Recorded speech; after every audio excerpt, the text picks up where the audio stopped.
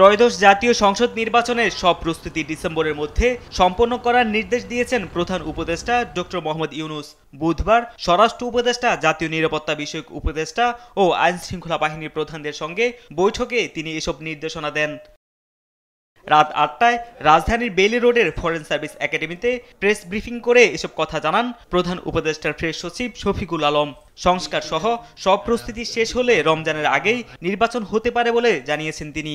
Sir জাতির উদ্দেশ্যে ভোটে জানিয়েছিলেন যে এপ্রিলের প্রথমার্ধে ইলেকশন হবে। পরবর্তীতে আমরা আরো জানিয়েছি যে যদি প্রস্তুতি সম্পূর্ণ হয়, সংস্কার হয়ে যায়, তাহলে সেটা রোজার আগেই ইলেকশন হতে পারে। আজকে অনেকগুলো ইম্পর্টেন্ট নির্দেশনা দিয়েছেন চিফ অ্যাডভাইজার। প্রথম নির্দেশনা ছিল যে আইন শৃঙ্খলা বিষয়ক যত প্রস্তুতি নির্বাচনকে ঘিরে সব প্রস্তুতি উনি নিতে বলেছেন বাই ডিসেম্বর। নির্বাচনে ৮ লাখ আইন শৃঙ্খলা বাহিনী নিয়োজিত থাকবে বলে জানিয়ে প্রেস সচিব বলেন, সুষ্ঠু নির্বাচনের জন্য তাদের আগামী ডিসেম্বরের মধ্যে প্রশিক্ষণ সম্পন্ন করতে স্বরাষ্ট্র মন্ত্রণালয়কে নির্দেশ দিয়েছেন প্রধান উপদেষ্টা।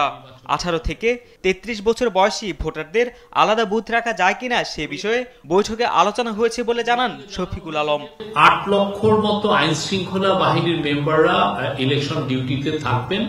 উনি নির্দেশ দিয়েছেন যে এই পুরো ৮ লক্ষই যাতে এই ইলেকশনটা কিভাবে হবে আর শান্তিপূর্ণভাবে ইলেকশনটা যাতে হয় সেটার প্রশিক্ষণ তাদেরকে ইনশিওর করার কথা বলেছেন, যে তাদেরকে প্রশিক্ষণ করতে হবে। প্রেস সচিব জানান, ৪৭,০০০ ভোট কেন্দ্রের মধ্যে ১৬,০০০ ঝুঁকি ভোট কেন্দ্রের যথাযথ ব্যবস্থা নেওয়ার কথা বলেন প্রধান উপদেষ্টা। তাছাড়া ভোটারদের যেন কেন্দ্রে কোনো অসুবিধা না হয় সেই ব্যবস্থা রাখার নির্দেশনার কথা জানান উপপ্রেস সচিব আবুল কালাম আজাদ মজুমদার।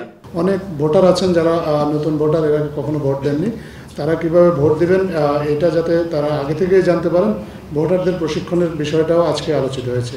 আরেকটা বিষয় আলোচিত হয়েছে আজকে, যে গত 3টা বিতর্কিত জাতীয় নির্বাচনে যেসব পোলিং অফিসার এবং প্রিসাইডিং অফিসার দায়িত্ব পালন করেছেন তাদেরকে বাদ দিয়ে এবার যাতে নির্বাচনী কর্মকর্তা নিয়োগ দেওয়া যায় কিনা সেই বিষয়টাও যাতে খতিয়ে দেখা হয়। নির্বাচনের সময় কেন্দ্র ও আশেপাশে সিসি ক্যামেরা বসানো এবং নিরাপত্তা বাহিনীর সদস্যদের বডি ক্যামেরা সচল রাখার নির্দেশনা দিয়েছেন প্রধান উপদেষ্টা।